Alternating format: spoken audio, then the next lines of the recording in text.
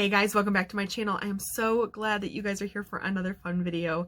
I am Katie, and today we are talking about a topic that I am so very excited to share with you. And I hope that this is interesting for you guys. I hope that you hear about something new, or if you've already known about this, maybe I give you some tidbits that you weren't familiar with. So we're going to be talking about the city of Boston today. A city that I've only been to twice, and just to drive through, I have never been lucky enough to truly visit this city. So if you are not from the United States, Boston is a city that's located in the state of Massachusetts on the eastern coast of the country. And Boston is known for many things, so we had the revolution that came through, so we had the Boston Tea Party that's very well known. We have history with Paul Revere. We have the Boston Massacre. Most people know about Boston because they're a Red Sox fan. So Boston's kind of got this weird, rich history in kind of many different formats. But today we're talking about Boston because they are the site of one of the strangest disasters that's ever happened, maybe ever. I mean, this story is so cuckoo bananas, guys. It still blows my mind that it actually happened, but there is photographic proof, so it must have happened. But I'm so excited to talk about this. So like I said, this is a fairly new topic for me. I found out 2 years ago, on January 15th, 2019, as the disaster was celebrating its 100th anniversary. And so I am talking about the Boston Molasses Flood. Molasses Flood. Let that sink in for a second. Do you know what molasses is? I know if I wasn't cooking, I probably wouldn't pay too much attention to molasses personally, but molasses is this dark, thick, brown, sticky liquid that is kind of a derivative of sugar cane, and you can use it to make a variety of things. Most people know molasses because it's in gingerbread cookies, or it's a component of rum, which some people don't know, or you can make ammunition, bombs with this insane liquid. So let's travel back in time, okay? Let's go back to 1919, okay? We're in Boston.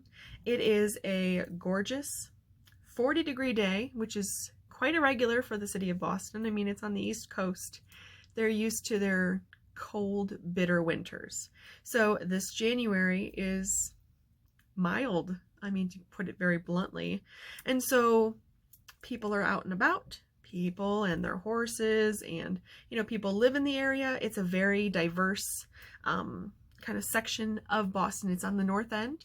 It has a huge concentration of Italian and I think a little bit of Irish immigrants, and they're kind of jam-packed in this location. So per square mile, I think they said something like 40,000 people were living in this location. So if that gives you some kind of a perspective on the density of the population. So add to that, this was also becoming kind of a commercial district. So you have, there's a fire department there. There is, a lot of things that they're trying to kind of up and come. And in one corner, they have put a gigantic tank. They started building that in 1915. And finished construction in autumn of 1915. And this was a gigantic tank.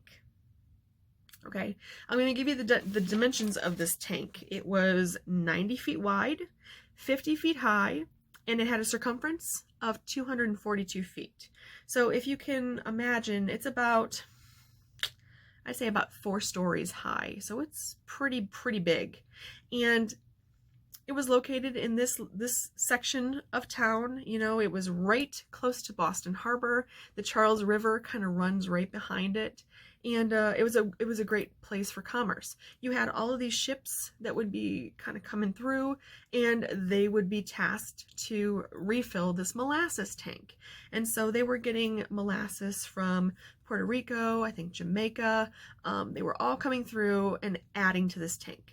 So let's talk a little bit about the construction of this tank, because that is the absolute reason for this disaster. I mean, for whatever reasoning, you know, whatever happened to make the disaster initially take flight, we know it has to do with the construction of this tank. So the company that owned it, the Purity Distilling Company, which was a subsidiary of the United States Industrial Alcohol Company. So they had charged them with creating this tank. They did not kind of have any real specifications on the types of material used. So they used the cheapest, thinnest steel possible, and they used kind of flimsy rivets to kind of put it all together. So I found a patent photo online. I'm going to post that here so you can kind of get a general idea of what the tank looked like. So you've got this tank. It's massive in size, and they have kind of quickly put it together. There were no tests done. There was nobody set to inspect it to make sure that it was made to some type of a code, because guys, there was no building code at this time. The Boston Molasses Flood is what gave us building codes. You know, because of this disaster, we have all these checks and balances in society now. So an architect can't just draw up whatever he wants, hand it off to an engineer and say, go. You know, there has to be checks and balances with his work. So then when it gets passed over to the engineer, his checks and balances have to be in place. And then it goes to, you know, some kind of a building inspector or somebody that's able to really do some rigorous tests to make sure that that building, that, you know, edifice, whatever it is sound.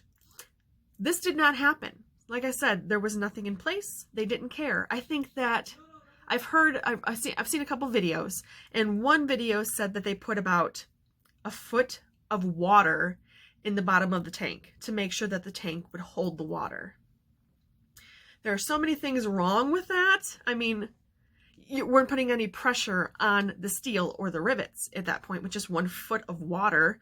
Secondly, water is not the same as molasses. So yes, they're both liquids, but they're both vastly different. You know, water has a different boiling point. It has a different, you know, temperature specifications. And the viscosity of molasses kind of adds to that weird factor of this liquid, because the whole process that they were doing with this, they wanted to create ethanol alcohol so that they would be able to make munitions for the war, or they could make rum. So again, we're in 1919, okay? World War I just ended November 11th, 1918. So we are just done with the war at this point. So back in 1915, when the tank was created, they were kind of still in the middle of World War I. They kind of had that in their minds, like they would be using this alcohol as a dual purpose, you know, to create these explosives, or to be able to turn it into rum. And so also happening in January of 1919, January 16th, the next day after the disaster, we're dealing with Prohibition. So the 18th Amendment is ratified the next day after the disaster. So these guys were trying to kind of, I think they were trying to beat Prohibition. I think they were trying to get as much alcohol made as they could, trying to get it out to the public, because now, you know, the reasoning for the war had gone away. So they wanted to kind of utilize it as best they could. Because yes, you can eat molasses. Yes, molasses is used in cooking, but those were the two moneymakers, you know, munitions and alcohol. So I think that was the real core reason that the tank was made so poorly.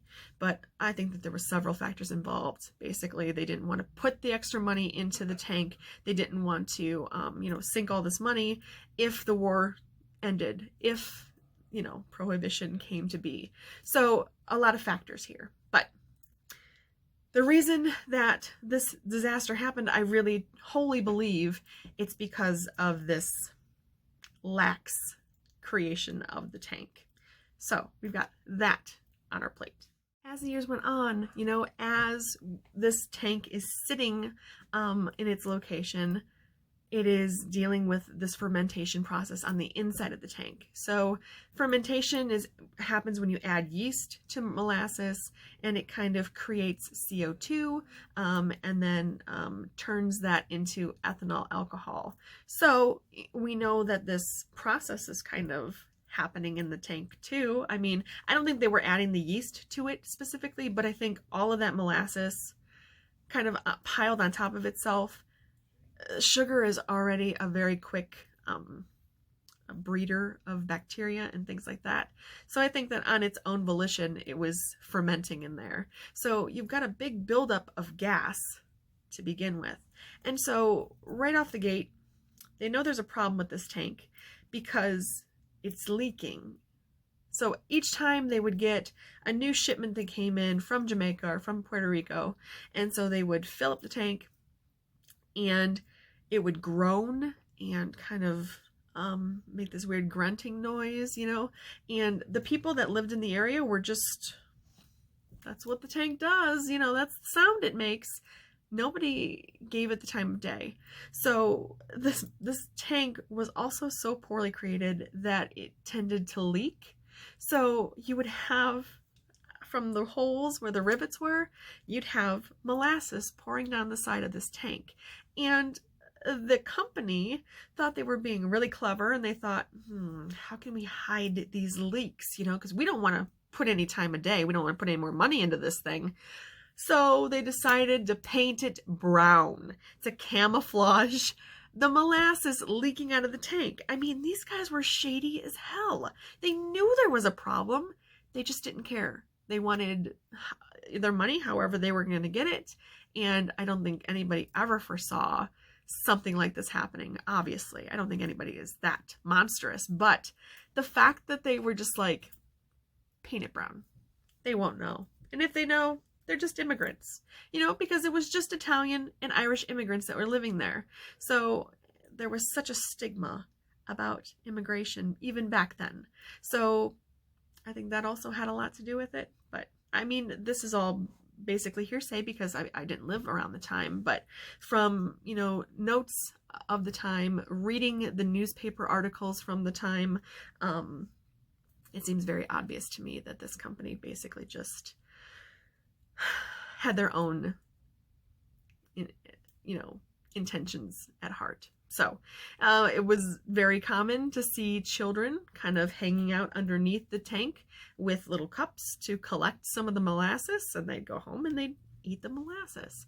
So it's a comedy of errors, truly. I mean, when you think about it, this such a drastic thing happening in this town. And so we get to the morning of January 15th, 1919, and there is a new shipment that comes in from Puerto Rico, and they fill this tank to the tip top. I mean, it is completely filled with molasses. And I don't think that the tank had ever been truly full before.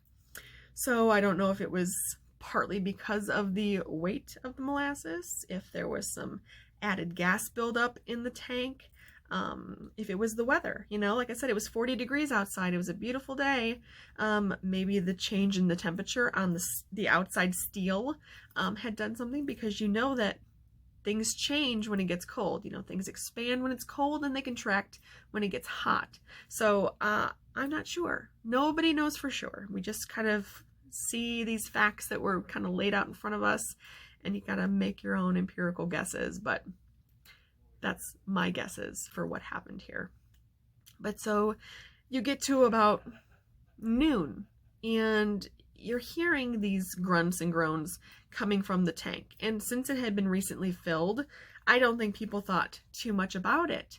But this time it was different. And then all of a sudden, there's documentation that people were hearing this loud groaning, and then all of a sudden it sounded like gunfire, like a machine gun fire, as the rivets were literally getting pinged off of this tank. You know, they were cutting through things, cutting through buildings. It was literally shrapnel flying in all directions. And then a tear happens along the side of the tank, and the molasses flows. And when I tell you it was a wave of molasses, they say that at its peak it hit 40 feet tall. 40 feet tall. That is massive, you know, and then the residual waves came through at about 25 feet tall. So if you think of your own height, I don't know meters. I'm sorry, guys, you'll have to do a little Google search if you're in the UK. I'm sorry, I should have looked that up. But yeah, 25 feet waves coming at these people. And the waves were moving at about 35 miles an hour. So I always find it funny, you know, there's that old adage, you walk as slow as molasses in January. That supposedly comes from the molasses flood, but I always kind of see it as derogatory. But I mean, this molasses was moving. So yes, it was cold, but with that much force and that much behind it, I mean, if there was like, let me get my number straight. Okay, so per my notes, there were 2.3 million gallons of molasses in this tank. 2.3 million gallons in this tank. That was all of a sudden spewed all over this area of Boston. It's just insane to me. I can't imagine walking down the street, hearing these noises. All of a sudden, you see this crack appear, and then a wave of brown molasses coming straight at you at 35 miles an hour. So, I mean, 35 miles an hour is not like cheetah speed, but if you get hit by a car at 35 miles an hour, it's going to knock you off of your feet. And this stuff being so viscous and sticky, now you're really in trouble. You know, if you get knocked over in this stuff, people were standing in knee-high molasses. There were so many awful things I read while I was doing research about this. And this may be triggering for people, so you may want to, you know, skip ahead a little bit if you're you don't want to hear about animal cruelty. But there was a horse stable that was very near to the disaster. There were about 20 horses in the stable at the time of the disaster. Immediately, about 10 of those horses succumbed immediately to the disaster. Now, when the police found the stable later, they found there were about 10 or 11 that were still alive. But they were so covered with molasses, completely inundated with this stuff, they could not move, they could not get out of their pens. So it was the awful. They had to kill all the horses. They had to shoot the horses because they couldn't get to them. They couldn't get them out. So, you know, people talk about how funny this disaster is. They just killed, there's 20 horse deaths just in that area. But we're not talking about the dogs and the horses that were walking around the street, you know, because this is still kind of early in, you know, Henry Ford Model T area. So some people were still going by horse. And so that was a huge part of this that people don't talk about, you know, aside from the deaths. So death toll was at 21 people that perished that day. 2 of those people were 10-year-old children who had been out by the tank to, you know, collect what was dripping off the side of it like they normally did. Awful. And then one individual, George Leahy, he was one of the firemen in the fire department that was nearby that was completely inundated by the molasses flood. So it totally knocked it off its foundation. The top level of the fire department kind of caved in on itself, trapping some of these firemen inside. George Leahy was one of those firemen, and he suffered a horrendous death. He was trapped in the basement, kind of in a crawl space area, and spent 4 hours keeping his head above the molasses line. So, fighting for his life, basically, because he did not want to drown in molasses. But unfortunately, he couldn't keep it up after the 4th hour, and he was asphyxiated by molasses.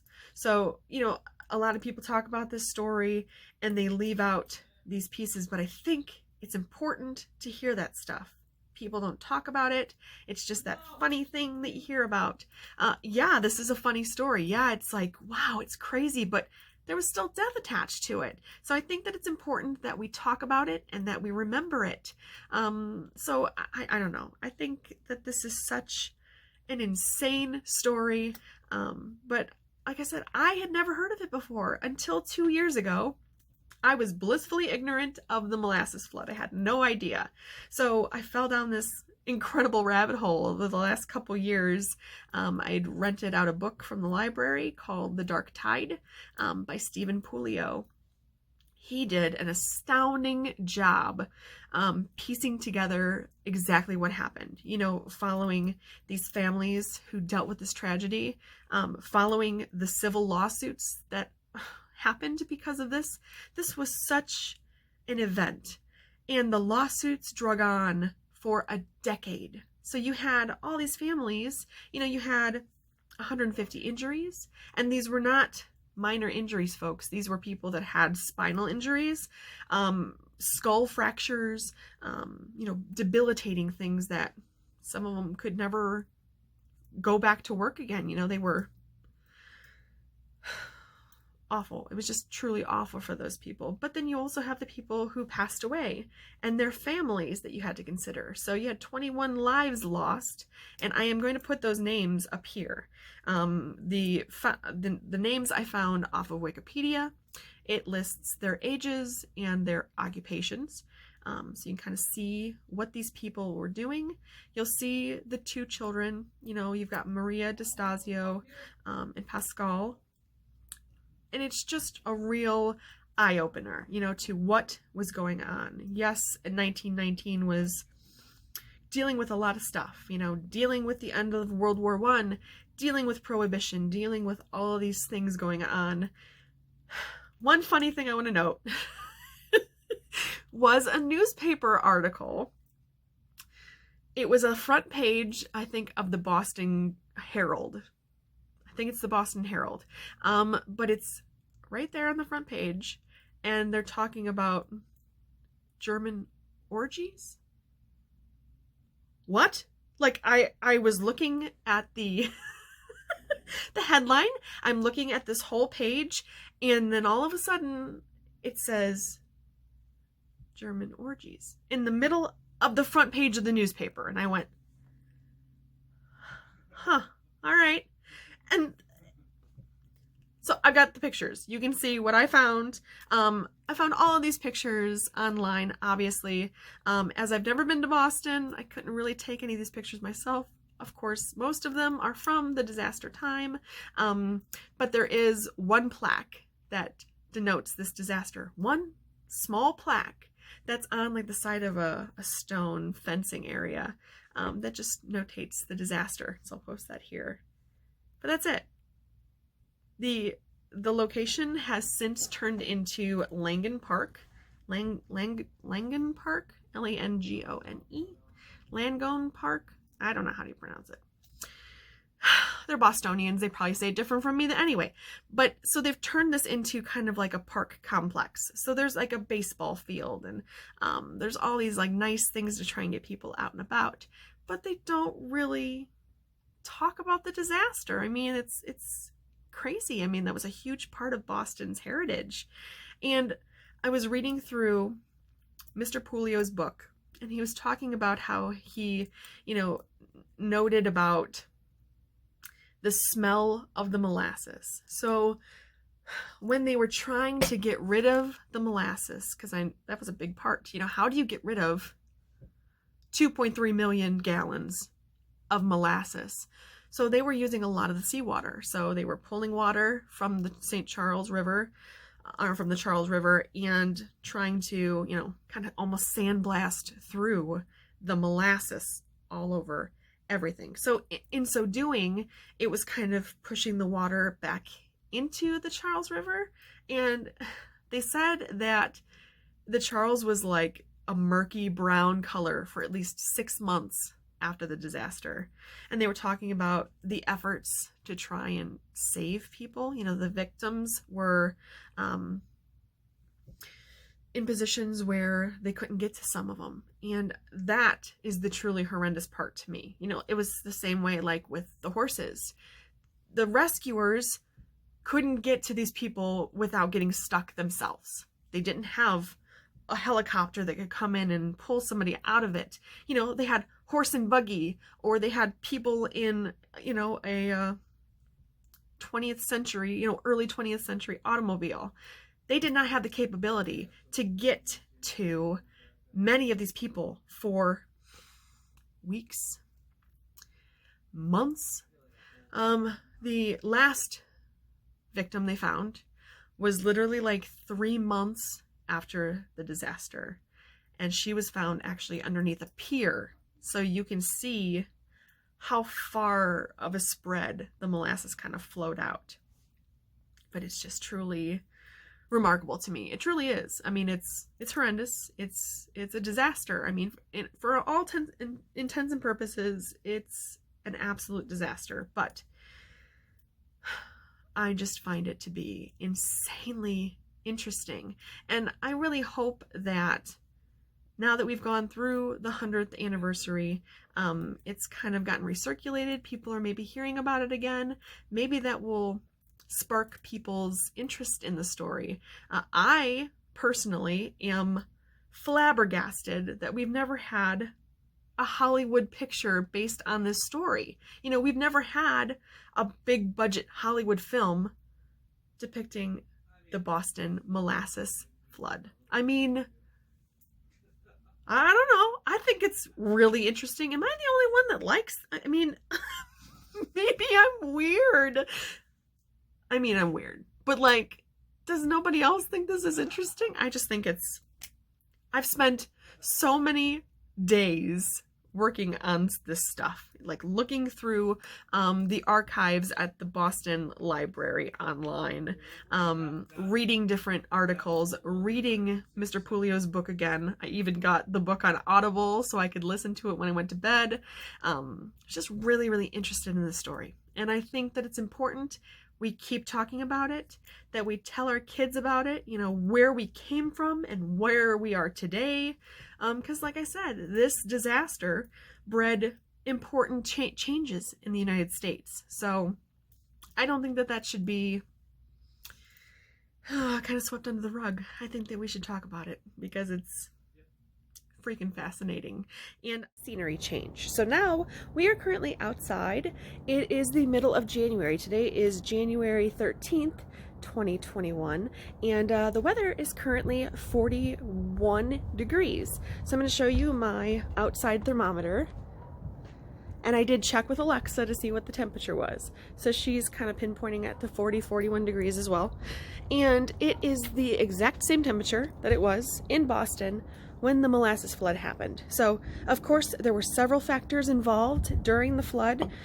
Not everything is going to be exactly to specification. I am not a scientist. This is not a scientific experiment. I just wanted to show you guys what it looks like to see molasses in January. So, a couple days ago, I set out this guy to just kind of adhere to the temperature. Of course, this experiment is not going to be the same because it is not being kept in a metal container. It's not had a whole lot of time to build up any type of gases from any sort of a fermentation process. So there's not going to be an explosion of sorts when I open up this container. I guess there might be a little bit of a pop, but I don't think it's going to be anything substantial. Again, I'm not a scientist. But anyway, I digress. So I figured there is a saying called "you're slower than molasses in January." So we're gonna see how slow molasses is in January. So again, I don't live in Massachusetts, but this is very similar weather to what they had the day of the flood. So let's see what happens. I'm gonna turn this around. Okay guys, so this is again the molasses that I have. I did not want to do this inside because I didn't want to have any possibility of changing up the viscosity that we have created from having it sit out in the 40-degree elements. And of course it's been here overnight, so it's changed with the temperature all day. So I'm going to open this up. Well, okay, not a huge pop or anything like that. Not like I said, I wasn't really expecting that, but you can kind of see it is very sticky, of course. And we're going to check out the flow of this bad guys. So I'm going to just pour it right down the center of the plate. And this is the most old-timey plate I could find in my kitchen. And of course that would be in the way.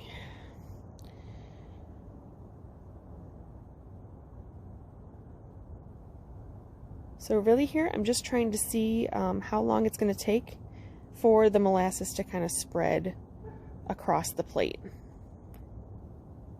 And again, there's no I don't have velocity of the flow or anything down to a science, like I said, but I just think it's really unique to be able to watch molasses do its thing in the month of January. So you can see it is very slow. I'm going to leave it at that for a second and just kind of watch it pool out. So try and imagine that those people that are underneath my plate have now been inundated with molasses. So I'm going to tip the plate a little bit to see if we can get the movement going a bit. Very, very, very slow. Yeah, I have to almost put it to a 90-degree angle to get it to move anywhere. So you can see that once it kind of lands, it's attached to this cold plate. This plate's been outside for about a half an hour. So it's been sitting in the 40-degree elements as well. So once the molasses attached to this plate, it's really kind of solidified quickly. And very, very sticky, obviously. I mean, if you've worked with molasses, if you've made gingerbread cookies or any kind of molasses cookies, you understand the viscosity of it in general, but there is definitely something to that old adage of being as slow as molasses in January. Now, guys, I did not let my molasses experiment die in vain. I made molasses cookies out of them. And they're delicious.